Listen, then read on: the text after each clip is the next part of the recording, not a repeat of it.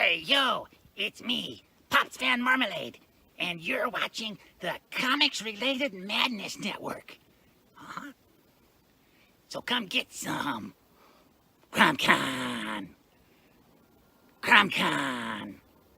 Hey, we want to shout out to our sponsors, Daytona Beach Comic Con. If you are a fan of comic books, if you're a fan of comic book conventions, and if you like meeting comic book creators and getting comics and comic related stuff, then you need to make your plans to attend Daytona Beach Comic Con. This year's show is September 7th and 8th. Silverline will be there, so you should make your plans to be there too. We'll see you there.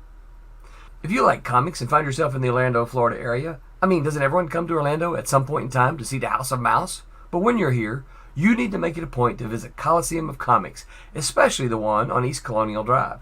They carry Silverline comics, even a limited edition Coliseum of Comics version of our comics. So, when you go, be sure to ask for Silverline Comics and tell them we sent you. OCD stands for Orlando Collector Deviants. OCD, Steve and Trish, they're a family of geeks who promote geek things, particularly those around the Orlando, Florida area. They're big supporters of Silverline, and we think you should be supporters of theirs too. Go give them some love. If you are an independent comic book maker and you need to get your independent comics made, you need to look no further than Kablam Digital Printing. They print our books, and they do a bang-up job. They're not only trusted by Silverline, but many, many independent comic book makers. Head on over to kablam.com and see for yourself just how easy it is to have your comic printed by them. And tell them Silverline sent you. Hi, this is Tim TK, host of That Silverline Show on Tuesday. Join us at 11 p.m. Eastern, 8 p.m. Pacific every Tuesday night as we discuss pop culture and the joys of making comics. Hi, I'm Barb Kilber, co-host of Silverline's Wednesday Wham. Join us each Wednesday nights as we discuss comics, literature, movies, and anything else that may catch our attention. I'm Roland Mann, and I host Silverline's Silver Sunday. Join me every Sunday at 8 p.m. Eastern as we make mine Silverline.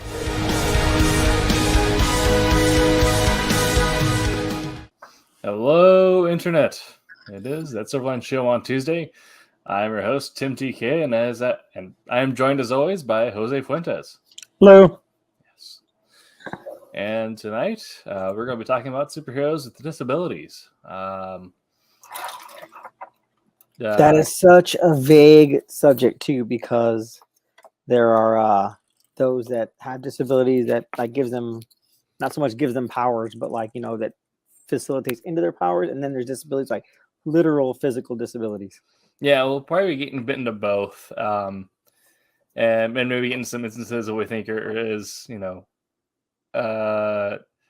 good use of it, or what we think is bad use or a bit silly. Sure. Yes, but yeah, talking about a bit all of that and try to keep it as packed tight within an hour as possible. Probably be not necessarily ranking them because that seems a bit weird. But yeah, I think we'd catch some flack for that. Yes, but definitely, there's some that I think are a bit more near and dear to me just because they're who I've read. So that's fair. That's fair. So yeah, that's what we're going over. So before we get into it, I guess I'll open up Jose. What's been your experience with superheroes with disabilities? What maybe was it your first encounter with that, or what do you think of that as a concept? So my first impression, obviously, I think for everyone as well, probably the first one that comes to mind, even when you're young, the first time you get into comics, stuff like that, is probably Professor X. Yeah. But for me, even before Professor X, there was the Chief for Doom Patrol. Yes. Yeah. So, I wondered why he was in a wheelchair and all. That just, it didn't hit me oh man, this is terrible and whatnot. It was more oh, that's an interesting. He's leading and still in a wheelchair. So, like I said, to me, that predated Professor X in regards to my experience with comics. Yeah. Yeah. So, but I thought it was interesting. It's as I got older, probably just out of high school and whatnot, I think they started coming in with the new Warriors, or maybe I was still in no, I was out of high school, I think. New Warriors, and so that brought in characters like Silhouette. Mhm. And Silhouette, I think she had MS because she had the walkers on her hands, like, you know what I mean? Yeah. And that was an interesting thing, like, because to me that kind of brought like, oh, disabilities to the forefront, like for me to be able to recognize that and see it's like, oh, Yeah. it's not just like a car accident that happened. Like there's something like physically, and there's physically an issue. So Yeah. like, that wasn't something I was accustomed to, I'll be honest. Yeah. I think for me, some of my first encounters was with Professor X, but also around the same time when I was getting comics, they had before Jubilee became a vampire. Best thing ever happened to her. Just yes. want to put that out there. But they had established that she had dyscalculia. How do you pronounce that? But it's like dyslexia, but for numbers and equations, essentially. I didn't know that. Yeah, so it's a learning disability that your brain rearranges calculations in a way that so it makes it impossible to solve them, essentially. That's interesting. Yeah.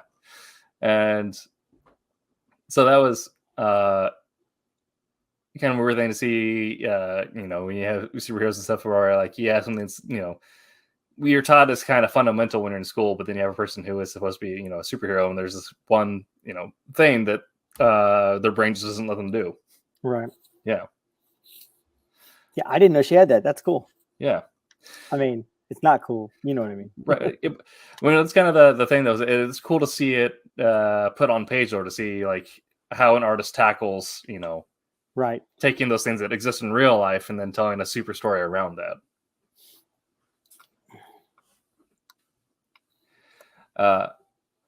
I think one of my favorite examples, and something that really hit me the hardest, though, was when Hawkeye had that moment where his I don't think they had really introduced it before that, but they had that moment where his hearing aid popped out, and then he had to sign to who he's with, and they're like, "Oh, Hawkeye's deaf." So Hawkeye's been one of my favorite characters who's had to deal with some sort of disability, just because of I've read a lot of Hawkeye. I think he's a fun character. I think that's neat. They incorporated that into the show as well. Also, yeah, I didn't know he was deaf. Okay, yeah, that's something that popped up, and then depending on the writer, it'll vary in levels. So depending on the writer, either he'll be completely deaf and is entirely reliant on his hearing aid, or he'll be mostly deaf and can hear like background reverberations. Do you find, is that something, as a writer, is that something hard to incorporate into your writing? Depending on the medium. Also the technology now makes things kind of weird in that thankfully technology is always trying to find ways to improve situations around disabilities. So if you really wanted to, you could just say that Hawkeye has a cochlear implant and it never comes up. Okay. But then I have heard that readers who are deaf like reading Hawkeye or Echo, because seeing someone who they can relate to. Yeah, I was gonna say they can relate to that. Yeah. So it almost feels like you'd be cheapening that experience. So that's one thing I really liked from the show, is that you had playing him opposite Echo. Right. Where you had and they both had very different reactions, not only to their circumstances, but their deafness. Yeah, the way they accepted it. Yeah. Yeah. And I thought that was really cool to see, a show that was because of that predominantly disabled. Yeah. But yeah, if we're doing something like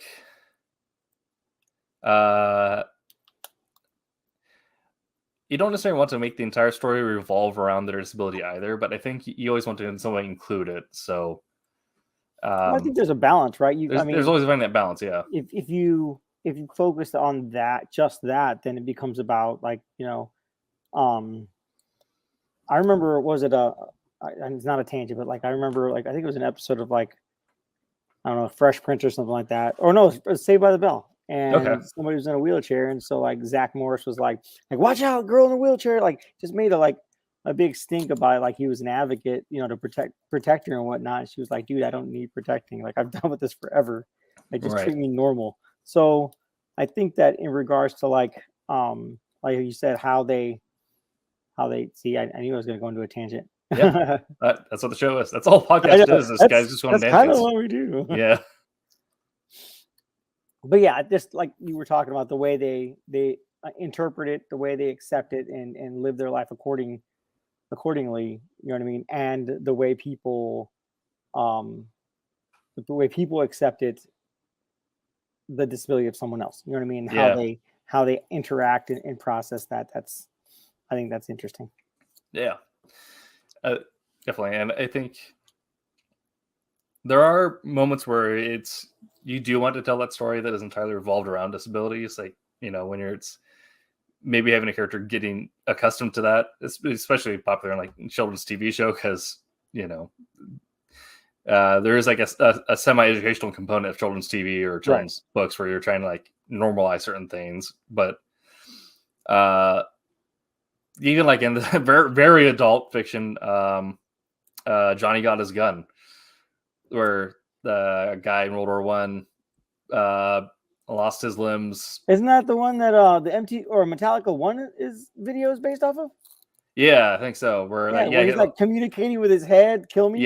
Yeah. I know that's really weird, but he's deaf. Freaked me out. Yeah, he's deaf, blind, and lost his limbs. But that only happened after he'd already experienced a lot of the world around him. So his brain is constantly pointing something. So that entire story is just him getting used to and rejecting the way his life became.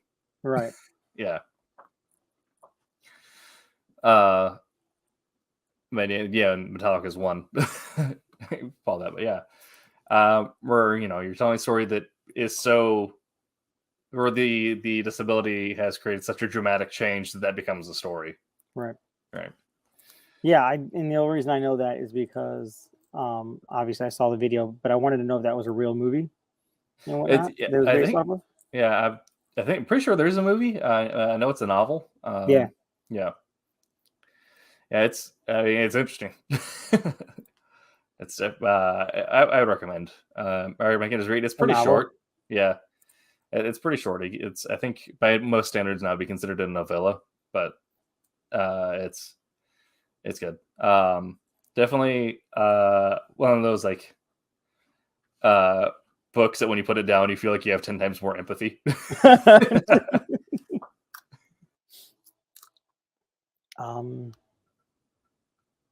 Yeah, I don't know if I can say I've read a book that makes me feel that way.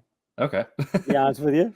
Sure. But yeah, I mean, that's not necessarily, I mean, for the sake of, telling the superhero story, because the idea of superheroes is always that even if they're not always triumphant, there's always something that they're fighting against. It's always the action of dramatic change or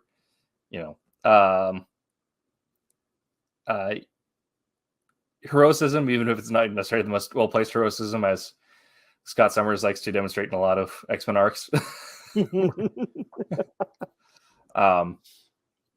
But I think in comics you usually find a lot of really more so than even really, like, I can't think of as many film examples where you have really strong, like, not just like, well-written strong, but also it's like powerfully imposing characters with disabilities as you do in comics. I think that plays into perhaps why it becomes such a good venue to put characters with disabilities in. I mean, would the classic Hulk TV series? It's kind of a disability he did to himself, where when fight or flight adrenaline starts to pump, he can't do much about that. Right. Yeah. I think there is kind of like, I don't know if I ever heard that like come up, but I think there's definitely is an argument for that where it's I guess you can almost use like a metaphor for trauma responses, where someone has like PTSD or something, you have an elevated trauma response. Yeah, that's interesting. I know kind of more on like the same end of trauma responses. You have characters who do have like again, depending on the writer, they'll explore it more or not. But you have characters like Frank Castle or Bucky Barnes who do have like diagnosed PTSD, True. and you'll have depending on some writers will do like they'll straight up have like war flashbacks or something, and it ends up the and when it went through Full Sail, I was friends with a group of guys, and one of them was a Marine Raider who had served in Iraq and Afghanistan. And that's one reason why he liked those. Like, he didn't like all Punisher, but he liked those specific arcs. Right. Because I think the writer had talked to a lot of people when he was writing those, but he said he got right. Having a character that also has a weird snap when they hear a car misfire in the background. Right. I have a friend who's like that. Mm-hmm. Hello, Pops Van Zant. How are you doing today? Hey, Pops.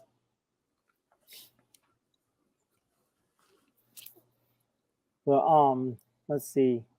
There's also like a disability that something, I don't know if something happened to him. Honestly, I don't know if he was born that way or not, but was it Kurt Connors, the lizard? Yeah. Yes, I believe that was something that he had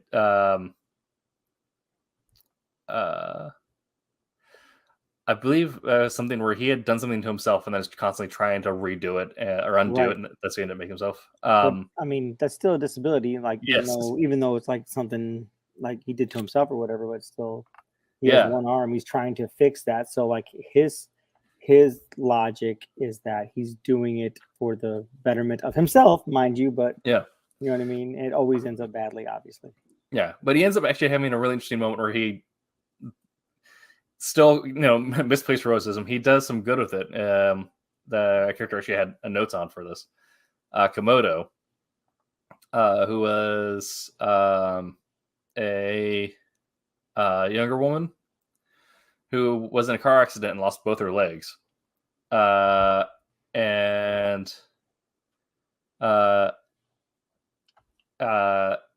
Essentially ended up applying for an internship under Dr. Connors, hearing about the formula. Oh. Yeah. And she modified it.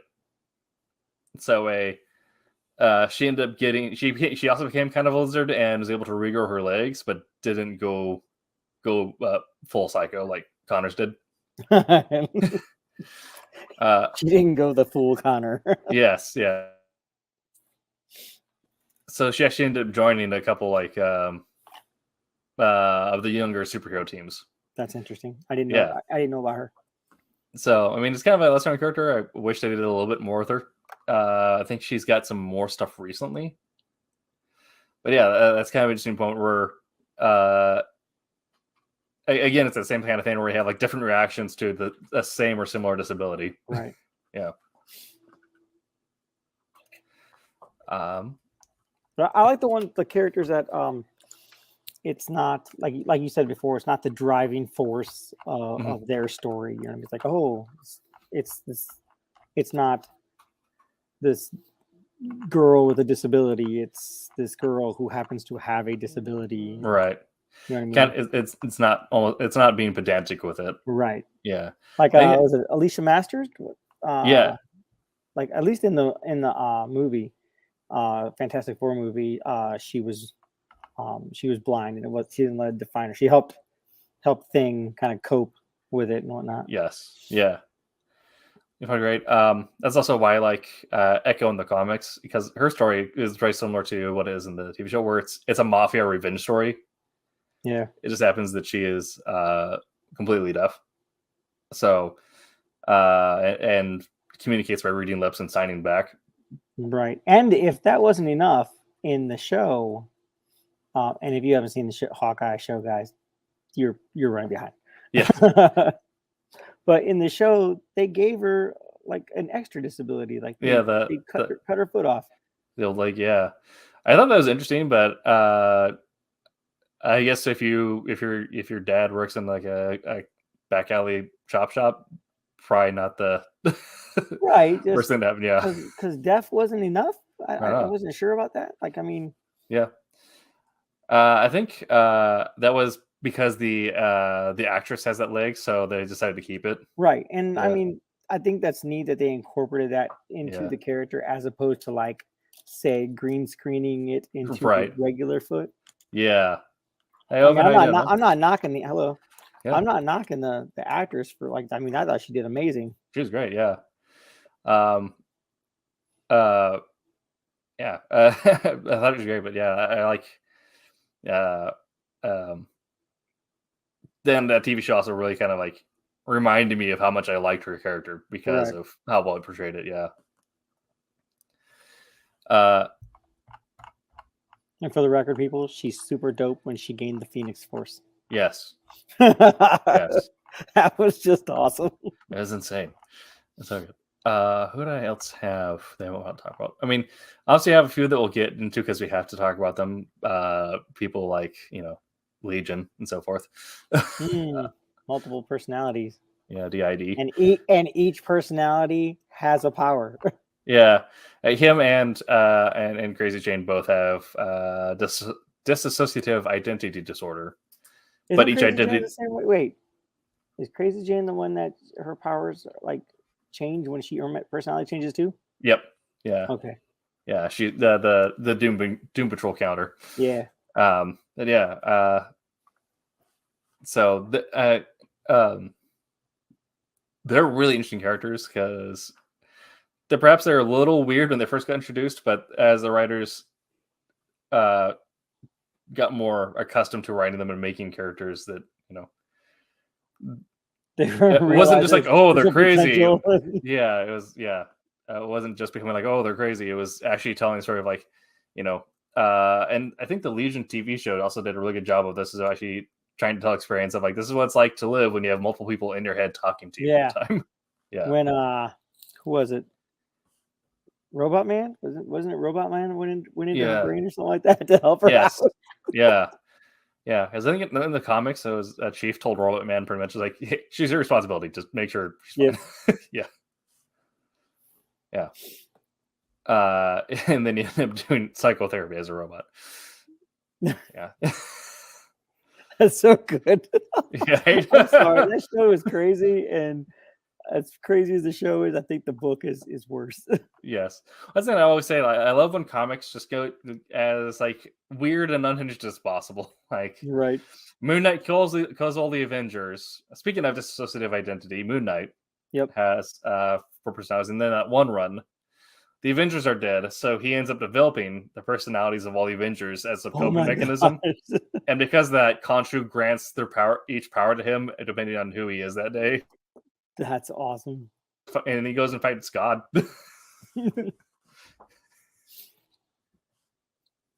Please, Disney, do not put that in the Moon Knight show.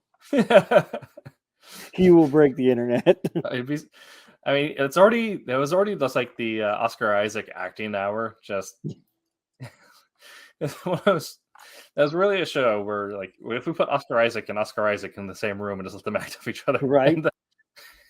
He's like, wait, they're the same person. Oscar Isaac said, no, I'm actually 3 people. I agree. Yes, it's very good. Let's see, who's also kind of lesser known. I mean, all of a sudden he comes in as Poe Dameron and then Apocalypse. Yes, Poe Dameron, Apocalypse, Moon Knight. Did you ever see Triple Frontier? That doesn't sound familiar. It was a Netflix show. It's a dude bro action film, so don't expect Oscar worthy writing out of it. But fair. It's Oscar Isaac and Diego Luna and some other person. I think I should know. Ben Affleck is in it. And Ben Affleck, yes. Holy cow! Ben Affleck, Charlie Hunnam, Oscar Isaac, Pedro Pascal. There's a lot of people in that. There's a lot of people, yes. How have I not seen that? But you can kind of tell how far I am deep in the Star Wars Marvel universe, and that the first people who come to mind were Pedro Pascal and Oscar Isaac. But Pedro Pascal, not Diego Luna. But yes, they essentially it's what happens if Tom Clancy's Ghost Recon does a robbery on a former drug, like on a drug kingpin in South Africa or South America. Yeah. So it's kind of interesting. It's again, it's one of those things where it's just if he's got some dudes and just put them in a room and told them to act at each other. Right. Yeah. Wow. That would be awesome. Yes. What else was I thinking of? Yeah, I'm gonna have to put that on my list. I gotta. Right. Is it still? If it's still on Netflix, I'm gonna watch it. I believe so. Yeah. Oh, someone that I didn't realize actually, because I only got introduced to him after his disability had actually been retconned. Which, if you're ever writing something, don't retcon disability. That's generally a bad move. So I had in my research, I found across this, and again, the retcon was not well received because obviously people had read them because like, oh, I can relate to this, and then they're like, no, Right. that's not actually the case. And like, well, okay, great, thanks. But Alpha Flight, Puck, Fuck. yes, So that was funny because technically, Puck started off as a regular sized man that Yeah. was magically so that was actually shrunk, so to there's speak. actually the retcon that happened when the second writer took over for Volume 3. First volume, John Byrne created him. He had dwarfism, which caused achondroplasty. So he was in essentially constant pain, but was still just like the happy-go-lucky. And so they bully guy. retconned it into the magic Yes. shrinkage. Oh my sweet Christmas! Yeah. Oh man! Oh, that just tells you that was before my time on that one. Wow. Right. Well, it was before my time, definitely. Yeah, but as I had to find that. I found that out only after researching it, and the reception was not great. No, I'd imagine not. Yeah, because he actually had this, having a character who has, a very painful disability, essentially chondroplasty. It feels like your bones are constantly breaking themselves. Right. That's from what I gather. But he's still like the whole happy-go-lucky guy. He goes out, he gets stuff done. He's a good role model. Like, no, actually, he stole a magical item, and Oh man, man. Yeah, I didn't know that. That's. What were you thinking, Marvel? yeah. And so even weirder, apparently Puck was originally designed off of one of John Byrne's friends. So imagine he was reading that when they changed it. He's like, well, the heck, guys. Right. Yeah, somebody would have to explain it to you. Hey, John, Yeah. what happened here, bro? What's going on, man? Yeah. That's Never make superheroes that inspired by your friends. That's what that Yes. tells you. Yeah. Let's see. There's another. Was it Captain Marvel Jr.? Well, I'm sorry, Shazam Jr. Yes. Yeah. Yeah. Like I remember, he always walked in that one crutch. Yeah. He's also another guy that came up in my we do plan on getting to Oracle. That is definitely on my list because I love the extended Bat family. The Batgirls. Killing Joke.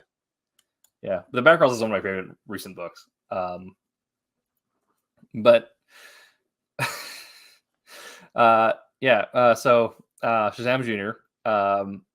There was a fight between Shazam at the time, Captain Marvel, and his nemesis, Captain Nazi.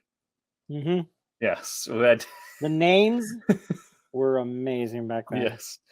There was once where I feel like the writers came like, "Hey, we need a new bad guy." He's like, Nazis. Like Captain Nazi. I was like, Yeah. yeah. And then when they did, what was it, Justice Society and whatnot, like we can't name a guy Captain Nazi. Let's just call him Blitzkrieg.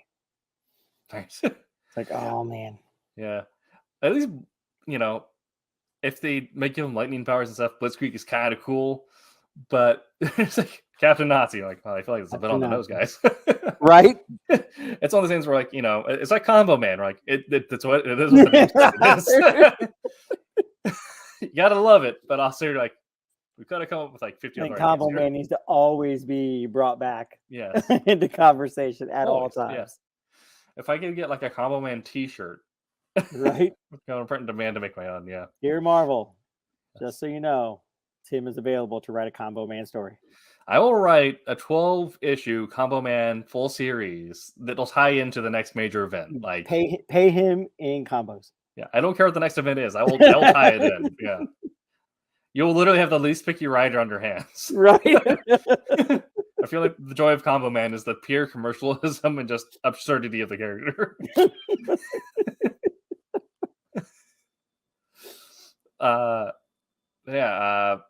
Shazam fought Captain Nazi, knocked him into the river. Freddie Freeman and his grandfather get Captain Nazi out of the river, put them on the boat.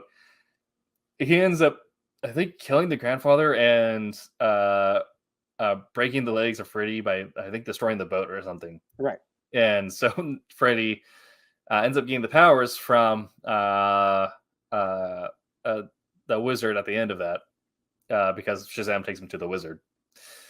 But and he's able to do stuff when he's able to walk and fly and all that when he's powered up. But when he's not powered up, he still has to use crutches. The crutch.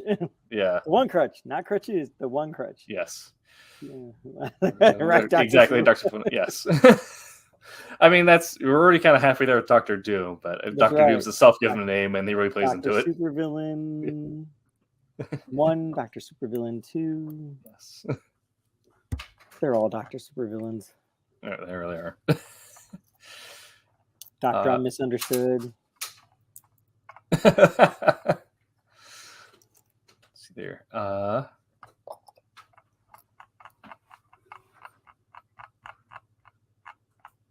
So in case anybody's wondering why I'm moving my hands, I have pencils and pens all over my desk that I have to like slowly put away because I'm not using them right now. But I had paper out. I was working on some character pieces and whatnot, and so I have stuff all over my desk. Yeah, very good. I had to move all my painting stuff off of my desk because I had already turned one pot of black paint into a small explosive, and then spent a couple hours cleaning up everything once. And I'm like, I'm not doing that again. You're right.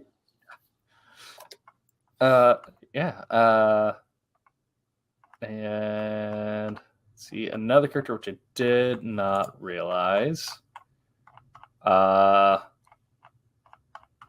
was it's the second Hornet, Eddie McDonough, the Hornet who actually became a superhero. Character. Google stuff. Yeah, but I think the first Hornet suit was taken by an enemy of Ant-Man. Right, it's carried by that dude. But Yellow Jacket. Yellow Jacket, yes, is something of. So Hornet's a different guy. Yes. Same bug universe though. Yes, but Hornet I'm thinking of actually had cerebral palsy. And because of that had trouble walking, moving, had the muscle atrophy that set in, but had essentially modified a suit. He also worked with Black Marvel, leading into the Slingers thing, which is okay. Yeah. But he had essentially created the suit that allowed him to be a superhero, even with cerebral palsy. Being one of the most disabling disabilities that a person could have. Interesting. I didn't know that. Kind of a weird character that I didn't realize had cerebral palsy because most of the time you see him on the panel, like if you didn't read the origin, right? He's just a fallen superhero. But I imagine that if someone with cerebral palsy had learned that there's a character that has that. I think that would go over well. Yeah. I mean, we kind of want to that's about resurrect that start along with the chief, Tommy. Yeah.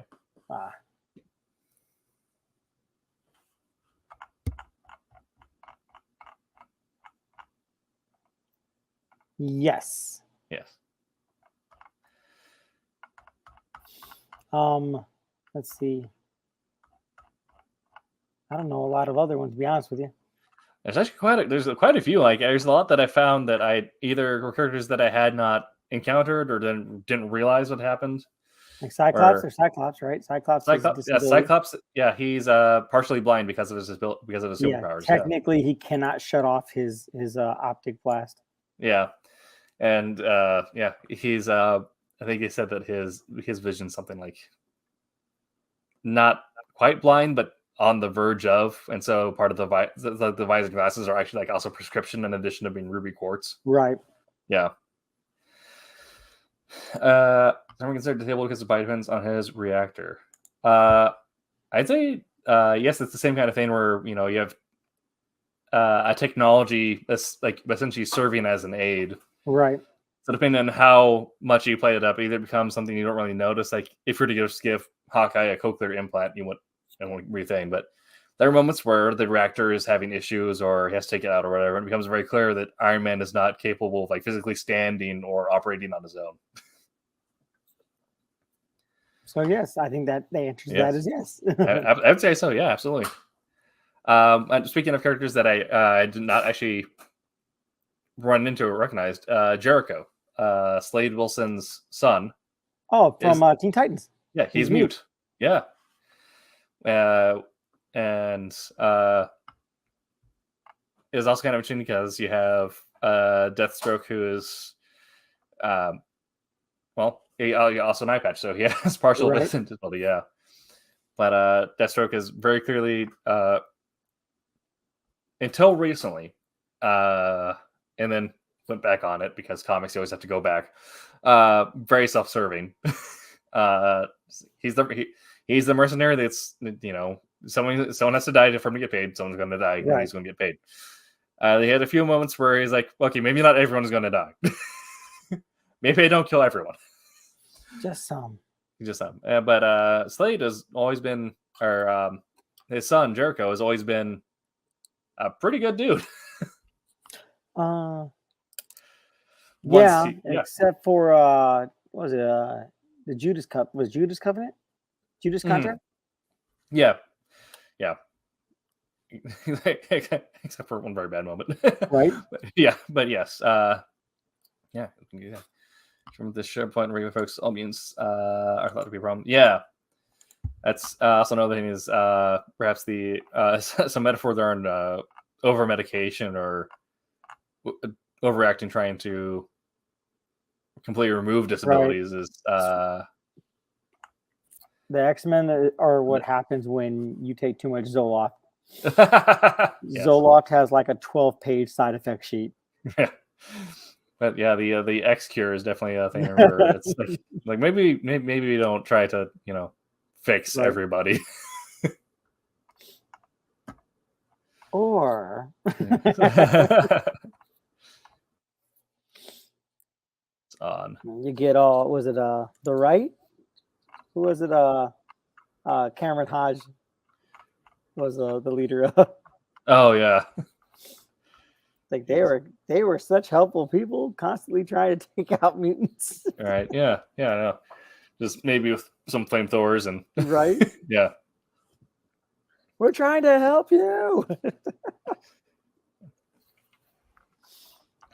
That's what they're all about. That's caring for your fellow man. Right.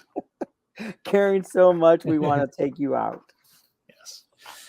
Yeah. We'll get back to open mission, but also Oracle. Oracle actually has kind of an interesting discussion on this, given some recent creative choices made with her.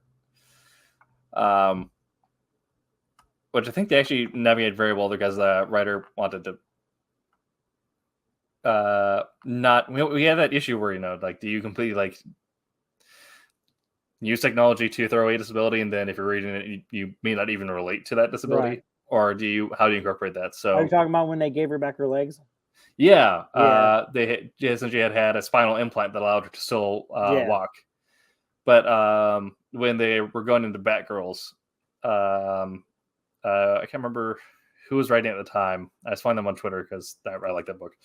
But they said like what they didn't want to do that because they had friends in wheelchairs, and they felt like that'd be kind of like a low blow to them to just be like, by the way, the one character you get to see yourself in gone. Right. We're taking it away. Yeah. So the way that treating is it's kind of like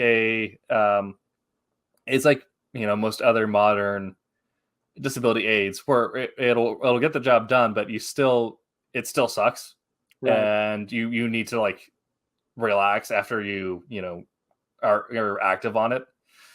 So the idea is that it allowed her to be active for several hours a night or whenever Right. she is active, but she would still need to use a wheelchair for the majority of her getting around, just because that way she's not putting unnecessary strain on her body. Right. I like some of Despite the art that they did for her. There's one, I'm not sure if it's from the comic or not, but like she has a wheelchair strapped to her and she's doing pull-ups. yeah, Well, that is just, she's hardcore, man. she is, yes.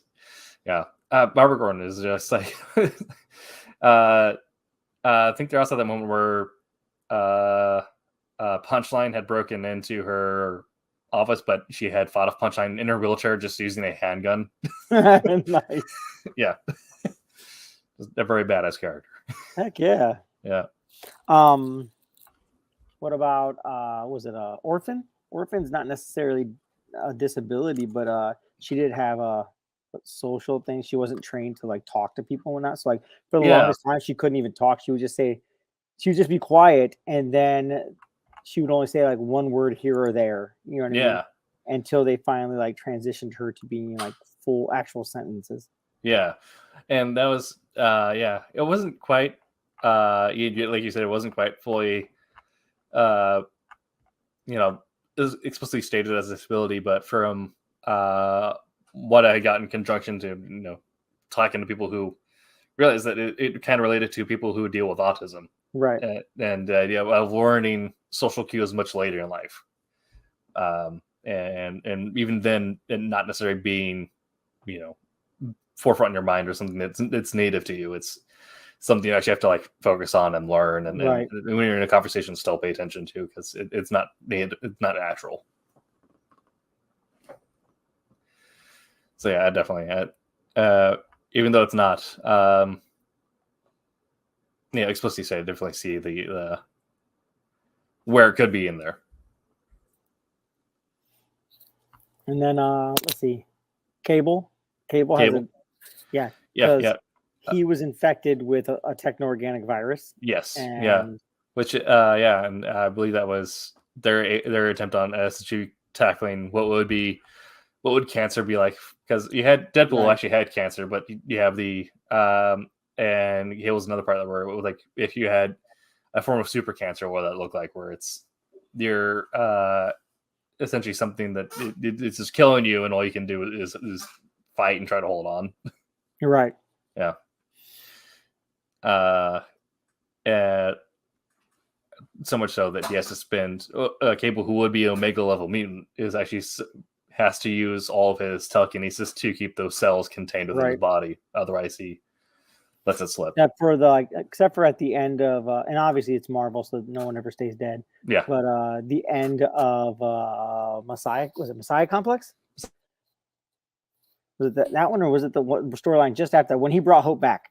Like, you remember Hope? Yeah, it was Messiah Complex, Messiah War. Yeah. So he brought Hope back, and then he got stuck in the portal or whatever on purpose. He like let his techno-organic virus go to stop.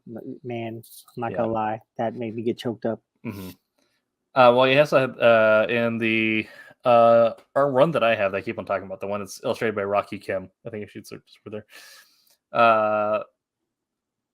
He ends up they kind of do some weird stuff in there where he essentially put himself on ice because Cable would come back. But he put himself on ice to keep the organic virus at bay because he could no longer do that.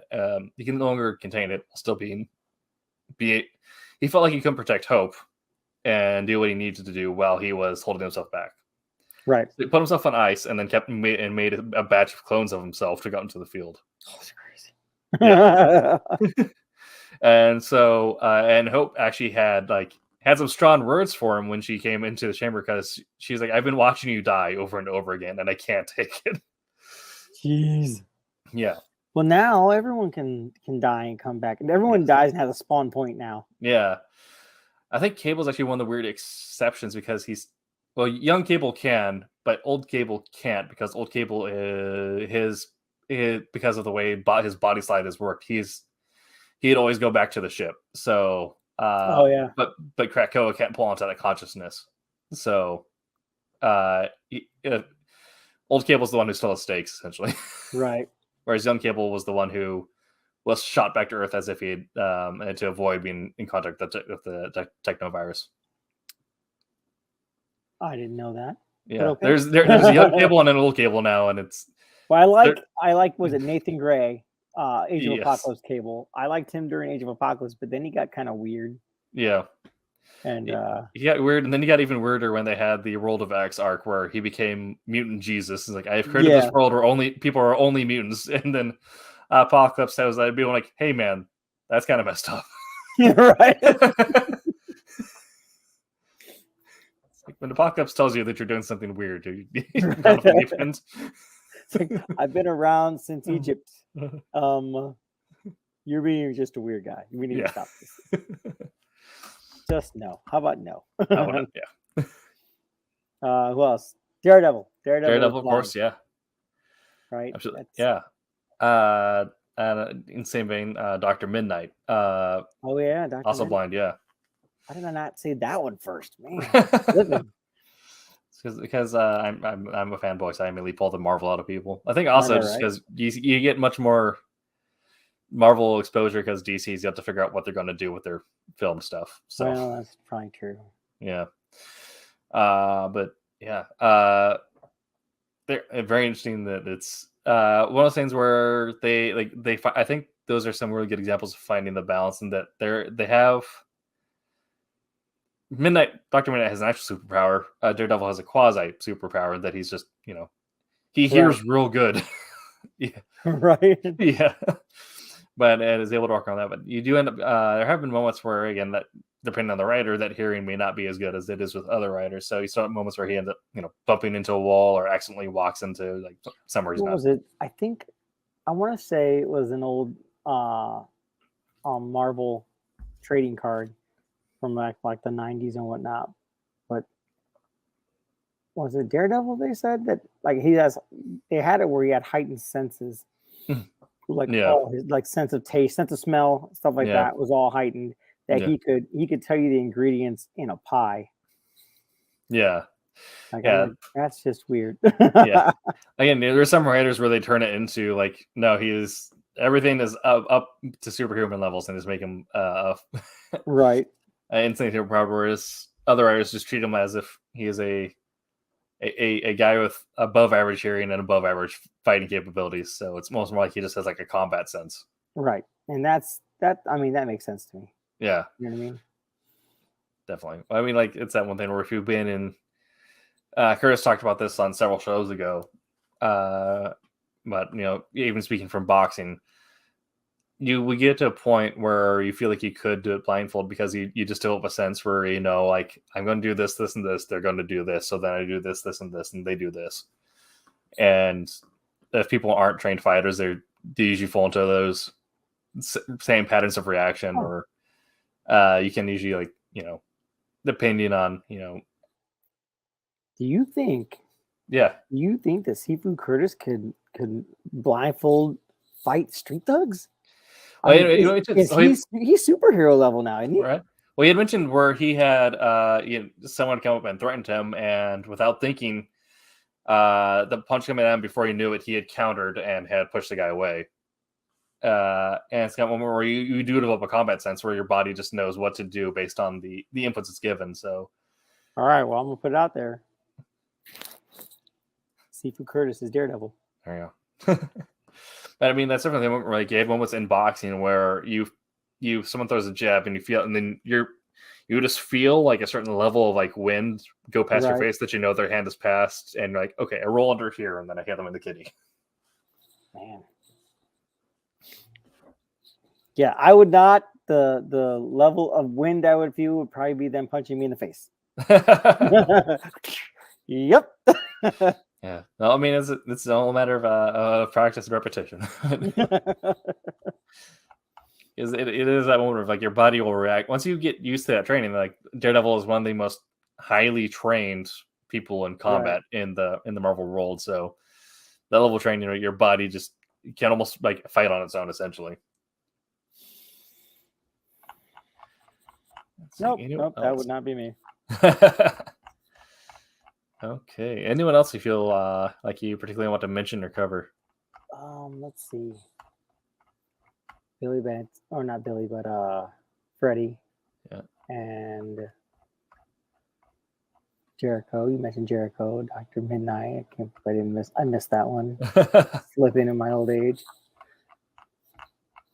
I don't think DC necessarily stresses a lot of like disabled people. That's the thing. I find DC has a lot of like really, except for covers, where you get like Hispanic or African American representation, but not too many disabled characters. Right. This is gonna trip me out. The dude that has a Al Capone puppet on his hand, the Batman villain. Oh, Puppet Master? Puppet Master? Is that his name? I think Puppet Master is a Marvel name. Puppet Master. Earth 2. The ventriloquist. That's who he is. Okay. The ventriloquist. And so he's all like fugue state and pretty much all the time, except for like him working like the Al Capone mobster puppet. Yes. And that dude did that, like all the emotions, like anything he emotes and whatnot comes through that puppet as opposed to him. Yeah, that's actually. Yes, yeah. This is actually one where I also had some interesting stories, and like not the best way to perhaps showcase mental disability in some cases, but in other cases they do it really well, depending on who's writing it. But he has severe schizophrenia to the point where he's had a complete psychological break. So the reality he perceives is not the reality that's around him. Right. And he perceives it through the puppet, essentially. And some writers have made that very, Now, I've not seen, it's probably out there, but I've not seen a ventriloquist specific book like that focuses on him. I'd love to see a book where the story is being like unfolded and told, but you see it through his point of view. Like, so let's say like his point of view are like rainbows and butterflies and whatnot, except for the puppet on his hand, and then everything else is going on. Like I would love to see it from his point of view, like how he sees reality. Yeah. That'd be also a good way to explain, because that's one of the cool things about like social media is that it does you to follow people you would normally interact with. So one of the people I followed in the early days of like TikTok and YouTube Shorts is a guy who deals with schizophrenia. Okay. And just him talking about that experience of, seeing people who aren't there, and then you have to ask your friends, like, is that a thing or is that my head? He had to take some ventriloquist where like you have moments where perhaps Batman's talking with someone else in Arkham or whatever, and they actually do really good at explaining like, well, the guy is like, he's just reacting based on his inputs. Like he's just he's receiving different inputs than you are, so he's reacting to that. Right. And then you have other moments where they make him just look like the most maniacal psychotic person. You're like, well, okay. But yeah, interesting case of where, you could perhaps show something in like a really interesting, like 3-dimensional light of it. Like we could do with doing a book that's specifically on how do those inputs look to him and why he does react the way he does. Or like in regards to like specifically to like the ventriloquist, like just because he is like absolutely like almost catatonic except for moving around, like, you know what I mean? Does he envision the world being like pastels and brights and whatnot? Like everything is like, perfect and nice. And then, those times where like they actually managed to pull the puppet off his hand, all of a sudden that world shatters and like the grittiness and dirtiness of the world.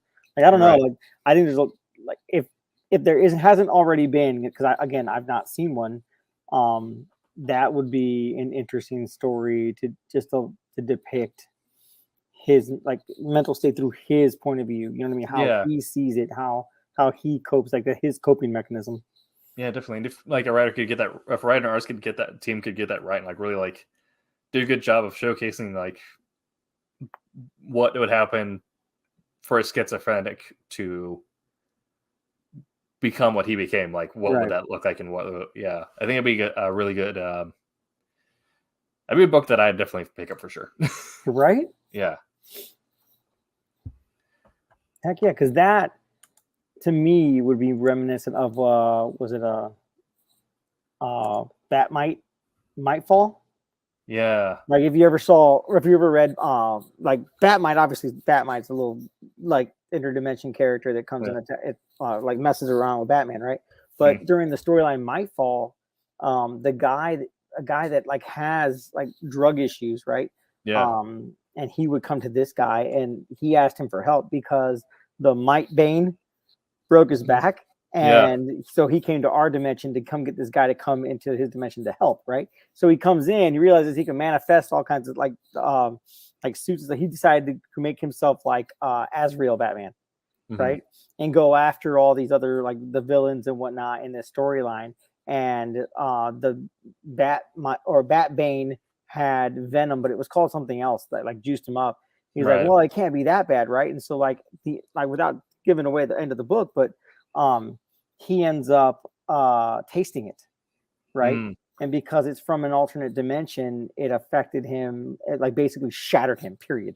Yeah. You know what I mean? And just blew his brains out because just how like potent and like different it was. But like just the take that he going into this other like might world and whatnot to like change things, and then at the end of the book, you know, he's basically like, you know, in you know, some nameless dead guy and in his crappy hotel room or whatever.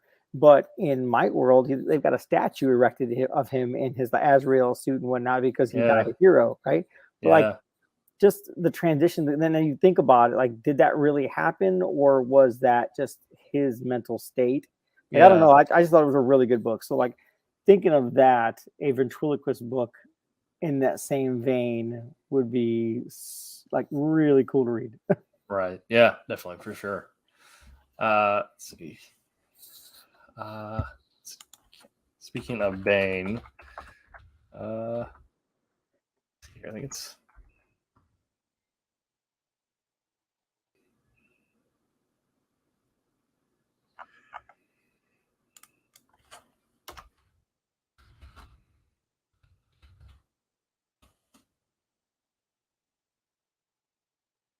Oh, that's another one. Misty Knight. Misty Knight only has like one eye.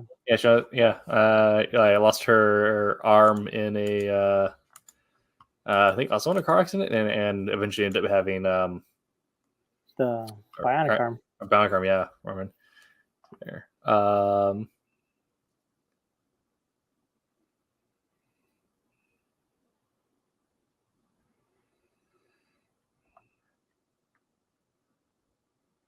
Okay, yeah, that also kind of interesting character. Psycho Pirate. Psycho Pirate's the only person that remembers the time before Crisis on Infinite Earths. Yes. Before Hyper Time. Yeah. I remember. I think also they end up saying they end up remembering all realities, and that ends up causing them to have a psychotic break where he stops and is essentially forced on the drug that forces him to become catatonic because he just starts perceiving everything at once. So not necessarily name schizophrenia, but perhaps Lovecraftian take on schizophrenia. Right. Yeah. He's also the only person who could help Bane overcome his addiction to venom.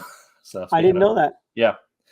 Because in his presence when he's catatonic essentially resets people's neural pathways to where they were before. So he can undo the damage that Venom did to Bane's brain. However, Bane also atrophies. So that's Tom King's Batman run, actually. How's that? Yeah. It's good. Let's see. I guess speaking of perhaps like venom addiction being a form of disability, drug addiction being perhaps a self-imposed disability. Right. You also have people like Iron Man who at points was an alcoholic. Oh yeah, Severely. Yeah. that was a big storyline. Yes. Where making some decisions to cope with something ends up leading to creating your own form of disability or addiction that you can't necessarily break free of without outside intervention. Right. Yeah.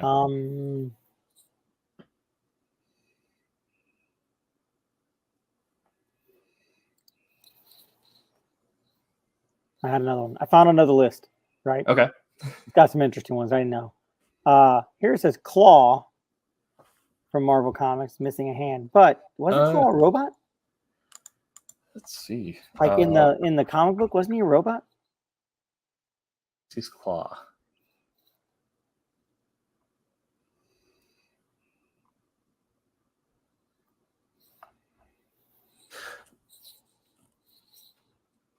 Okay, so before he got transformed, he was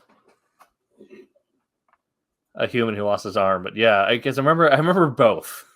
Okay, I didn't even know that he was a human. I just assumed they decided in the movie when they made was it Andy Serkis Claw that just did it because they wanted to have a human factor playing into the character. Yeah, no, but yeah, he ended up dying in the first version of Thunderbolts when they're still a gang. Interesting. And yeah, Project Pegasus takes his arm and ends up remaking him as a robot man. Okay. And the list also mentioned the Brain. So the Brain is a character from Brotherhood of Evil. Brotherhood of Evil? Brotherhood of Evil. I think it's just Evil Villains or Evil. Brotherhood of Evil. It had it had Madame Mala, this monkey. But it was basically just a brain and a robot, like R2D2 robot thing. Oh yeah.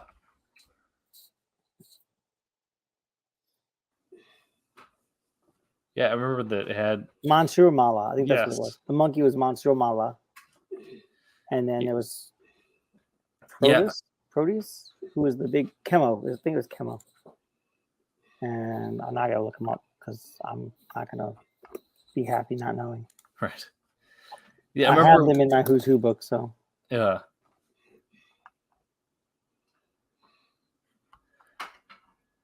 Yeah, I remember Brain when they shoved him in the black robot body. Yeah. Yeah. Brotherhood of Evil. Imagine that. Yeah, the Brain, Monsieur Mala, Gemini, Warp, Plasmus. That's who it was. Telling you, I semi know my stuff. And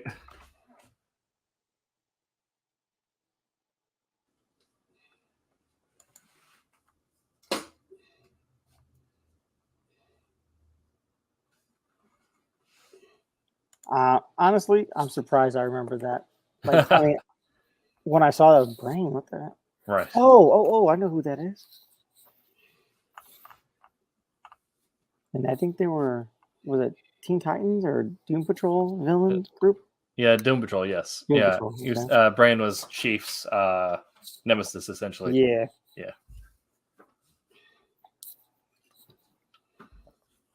And then Black Rider. Black Rider is from DC Comics, and he's this paraplegic like soldier, and I think he's supposed to be like Death or something like that. He comes in and he's got a helmet and a skis, right? Okay. And he comes in to like guide people to the underworld or something like that. Interesting. Yeah. I think Black Rider. I think it's Black Rider. Oh, Black Racer. Black Racer. That's what yes. It is. I'm close. Physical manifestation of the aspect of death. Yeah. Yeah.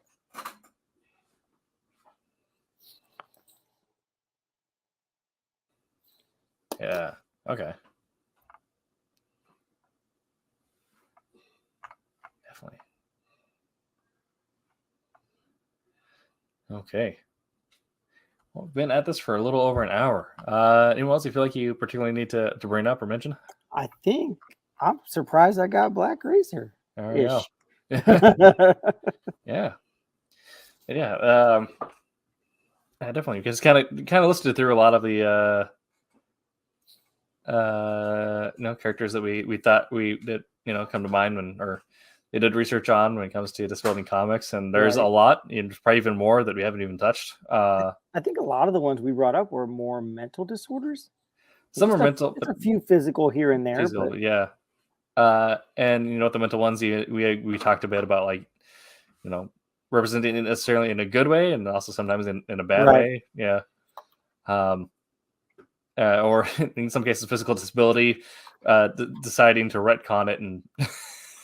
Oh man, Marvel, buddy, come on now, come on, guys. Yeah, but yeah, hopefully this is interesting and perhaps give you some more characters to read on your own time if you're interested in any of those people. This doesn't tell you, minus the fact that some of them we looked up, that Tim and I know a lot of older comic stuff. Oh, like man. You should feel sorry for us. I mean, I think the people can see the encyclopedia wall we have behind me. That's true. That's true. One across the room. There you go. Yeah, this is one of 3 shelves. You win. But yeah. But also, if you're writing or illustrating comics, hopefully it also gives you an idea of perhaps good ways of finding that good balance or pitfalls to avoid that would perhaps make telling the disability story make it boring or pedantic even. Right. Or at bare minimum, like it gives you something to look up and learn about something. Like if you're like even as an artist, like trying to depict, say, a physical disability, you have to research perspectively being able to draw like wheelchairs or anything of that nature. You know what I mean? Wheelchair ramps for buildings and stuff like that. Like you have to take that into consideration. But also writing, like that's just research, and you should be okay with wanting to do that. Like you should be okay with, like, I mean, anything you can learn that way you can understand. You know what I mean? Like, and that's what it boils down to, is like understanding that physical, mental, any kind of disability, it can make for great stories. You know what I mean? Yeah. I mean, look at Forrest Gump. Forrest Gump was, a movie where like he was a little mentally slow and whatnot. Yeah. But made for a great story. Nell was raised by her grandmother who had a stroke. So the way she communicated and the way she said words were the way that her stroked grandma taught her to say them. And obviously she stroked out, so like she can not say the words properly. So Nell didn't learn them properly. Great movie, by the way. Yes. From back in the day with Jodie Foster. I forgot to mention also one character, disabled comic book character that should have been top of mind for me. Group Captain James Willard from Wolf Hunter. I remember I intentionally wrote a character to cover some of it, but lost a leg, so he's dealing with not just a prosthetic, but an old school World War II wooden prosthetic, which not great. And also deals with severe PTSD from surviving a plane crash and a little bit of survivor's guilt. I'm going to say that you kept it top 2 to make it easy for everybody else. But go out and read Wolf Hunter, people. Yes, yeah. But yeah, it's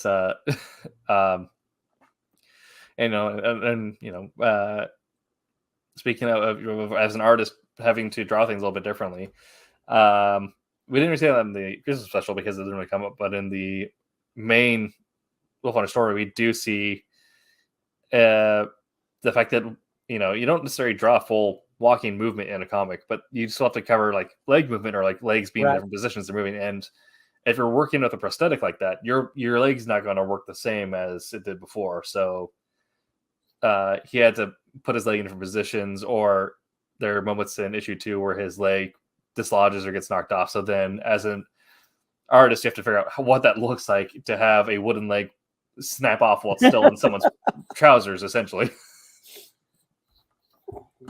That's just reference. That's like I said, in regards to like as an artist, like things like that, prosthetic arms, you know, what I mean, prosthetic anything really. Even drawing Iron Man's friggin' arc reactor. That's, you know, what I mean, you want to reference that. Obviously, you can't reference some things. You know what I mean? You got to kind of make them up as you go along. But like the closer you are to it being in regards to like real life stuff, the more people are going to relate to it. The more people are going to say, "Oh, yeah, they did that right." Because my wife will watch any movie that has a lady going into labor, and she literally wants to throw everything near her at the TV. Yes. Because the reality of a lady going into labor and the dramatization of it in a movie, TV show, etc., are not the same. Yeah. Right. The drama of it is what like it pulls people in and whatnot. But it's not reality. Same thing with certain like aspects of comic books. Like I said, the handicap ramp, you know what I mean? Things like that, things of that nature. Like even those little things, anybody that has a disability, that's something that they do, that's something that they use, they're going to recognize that right away, that someone did the research for it. So as an artist, it behooves you to do due diligence in regards to like what you're the subject upon which you're drawing about. And as a writer, it becomes your challenge to make that character still three-dimensional and interesting around that, not make them more than just their disability, but create like their actual arc beyond that. And you know, how do they live with the disability, but how do they move beyond that? Essentially, I would say challenging on both ends. Yes, definitely. So yeah, that's our fun show on Tuesday. We will be dark next week, as we'll be battening down the hatches for Turkey Day. That's next week. That's next week. Good gravy. Yeah, we had a meeting in our office yesterday, and like I brought up, I'm like, what the heck? Yeah. Wow. Holy cow! I have a convention that Sunday after Thanksgiving. Dang. Man, I totally forgot. But I believe we'll have a rerun. I'm not entirely sure. I think we have something queued up, so hopefully it's a good one. And if you're interested in catching a rerun for perhaps an older show, you feel free to check back in. Right, and if it's something Tim and I are both in, you know it's riveting. Exactly. But this week still we do have the Wednesday and Sunday shows at 8 p.m. Eastern, and I believe next week they're also dark. So we will catch you the week after next. So then we'll see you. But until that time, make mine Silverline. All right. Have a good night, everybody. Bye. Hey, I'm Pat Broderick. Make mine Silverline.